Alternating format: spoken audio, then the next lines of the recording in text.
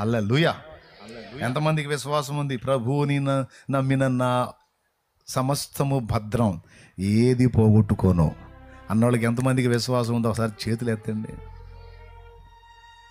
ఆఖరికి మన వారి ప్రాణాలతో సహా నువ్వు కోల్పోయిన నీ అన్న, తమ్ముడు, తల్లి, తండ్రి, నీ కడుపును పుట్టిన బిడ్డ అయినా సరే నీ కోసం భద్రంగా ఉంటారు.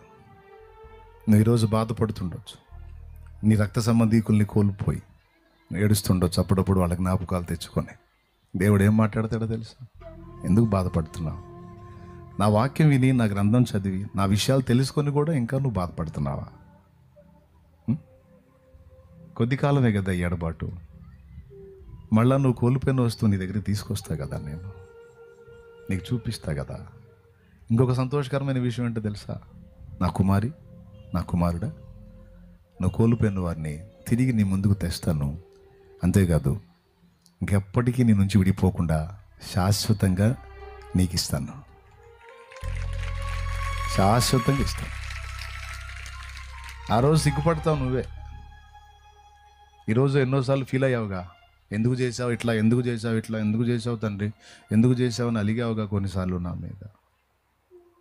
ఎదుగో చూడు, నా వారు అన్నావు కదిగో చూడు, నా బిడ్డ అన్నావు కదిగో నీ బిడ్డను చూడు, నా భర్త అన్నావుగా భర్తను చూడు, భార్య అన్నావుగా భార్యను చూడు, అన్న అన్నావుగా అన్నను చూడు, తమ్ముడు అన్నావుగా తమ్ముడిని చూడు, తండ్రి నా తండ్రి అన్నావుగా నీ తండ్రిని చూడు, నా తల్లి అన్నావుగా నీ తల్లిని చూడు. చూడు, ఆత్మల్ని నిర్మించింది నేను, శరీరాల్ని నిర్మించింది నేను. లేని వాటిని ఉన్నట్టు రప్పించడం తెలుసు, ఉన్న వాటిని లేనట్టు చేయటం తెలుసు, లేని వాటిని మళ్ళీ రప్పించడం నాకు తెలుసు. నేను అర్థం కాలేదా నీకు? ఇప్పుడు మా నాన్న నేను కోల్పోయానండి. ఆయన అంటే నాకు చాలా ఇష్టం, అభిమానం. నా నిరీక్షణ ఏంటో తెలుసా?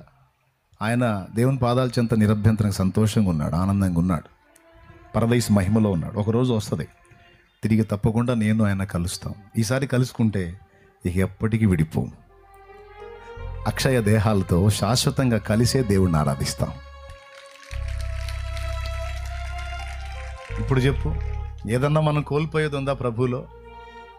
ఏదన్నా కోల్పోయేది? ఆఖరి నీ ప్రాణంతో సహా తిరిగి నీకు ఇవ్వబడింది. ప్రభువులో నువ్వు కోల్పోయేది ఏదో ఒకటి చెప్పు నాకు. అవమానం పొందావా? శాశ్వత ఘనత వచ్చింది నీకు. ఇక్కడ నలుగురు ముందు, మనుషుల ముందు అవమానం పొందావేమో, ఈరోజు 4 దెబ్బలు తిన్నావేమో నలుగురి ముందు, కానీ రేపు అక్షయమైన ఘనత వచ్చింది నీకు. అక్కడ కోట్లాది మంది దూతల ముందు, కోట్లాది మంది మానవుల ముందు ప్రభువే నిన్ను గురించి ఏం చెబుతాడో తెలుసా? నా కుమార్తెయా, నా కుమార్తె, పిచ్చిదయా. నేనంటే పిచ్చి, దీనికి తిక్కలది, పిచ్చిద్దా ఇట్రా అని దగ్గర తీసుకొని, నా కోసం దెబ్బలు తిందయా నా పిచ్చి కూతురు అంటాడు. నా కోసం తన్నులు తిందయా నా పిచ్చి కూతురు. నా కోసం పొద్దస్తమానం నా కలవరింతే ఈ పిచ్చిదానికి అంటాడు. సహోదరుడా, నిన్ను చూపించి ఈ పిచ్చోడికి ఎప్పుడు నేనే, ఎన్ని నష్టాలు వచ్చినా, ఎన్ని కష్టాలు వచ్చినా ఒక మాట నన్ను సనగల అడుగుతాడు. నా మీద కోపం రాలేదా నీకు? అన్ని బాధల్లో నెట్టాను కదా, అన్ని సమస్యలు అనుమతించాను కదా, అన్ని అవమానాల్లో తోసాను కదా, నీకేం అనిపించలేదా? ఎందుకయ్యా? అవమానానికి అప్పగించిన నువ్వే, ఘనతకు అప్పగించినా, దుఃఖం ఇచ్చినా నువ్వే, సంతోషం ఇచ్చినా స్తోత్రం. హల్లెలూయా. చెప్పు నాన్న, గట్టిగా చెప్పు.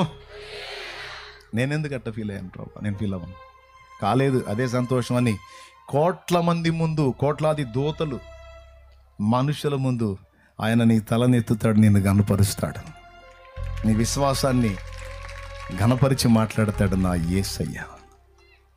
దీన్ని బట్టి మీకేం అర్థమవుతుందండి?